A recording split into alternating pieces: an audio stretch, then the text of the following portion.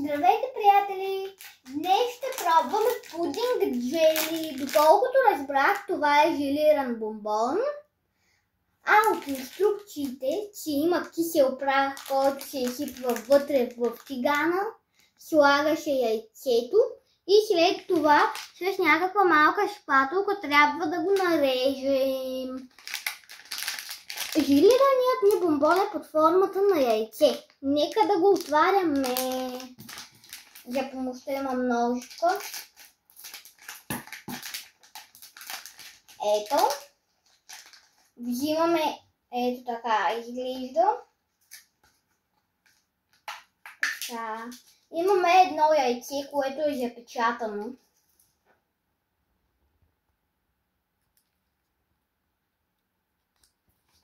Още от тук мирише на много хубаво.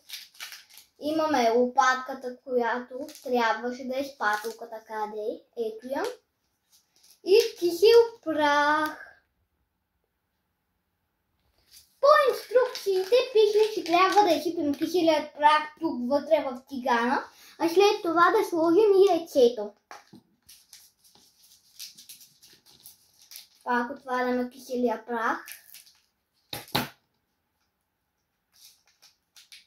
Ето го как е. И сега го изсипваме тук вътре. Сега ще ви покажа как е. Ето така е.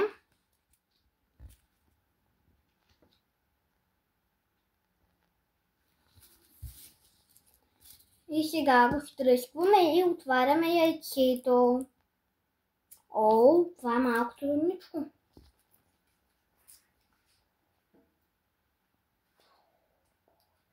Почнахме. Готово. Отворихме. И сега трябва да го изсипем.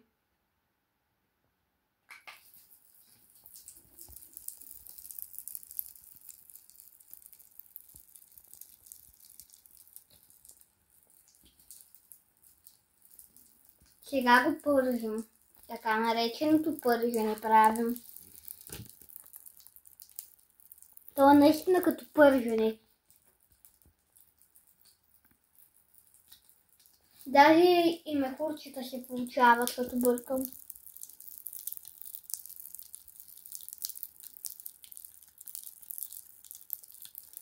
Дали е опържено? Дали мога вече да го пробвам или да го почакам още малко? Докато го чакаме, да кажа откъде е купено. Купено е от един сладък магазин, в който ще продават ето такива неща. Има всякакви неща вътре, и желирани, и други. Днес реших да си купя ето това и да ви го покажа, да го пробваме заедно. Мисля, че вече сме готови.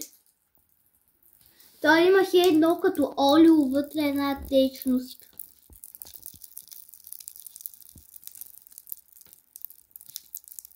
Нека вече го пробваме. Показано е тук, че трябва да се отреже с спатулката.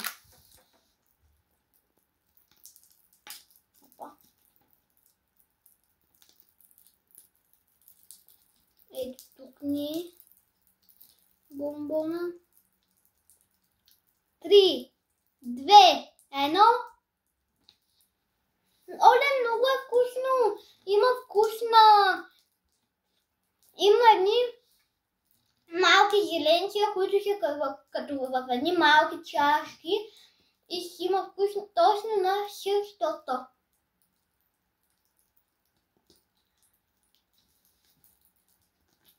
Пробваме пак. Много е вкусно, приятели! Ето го кратим и отвътре.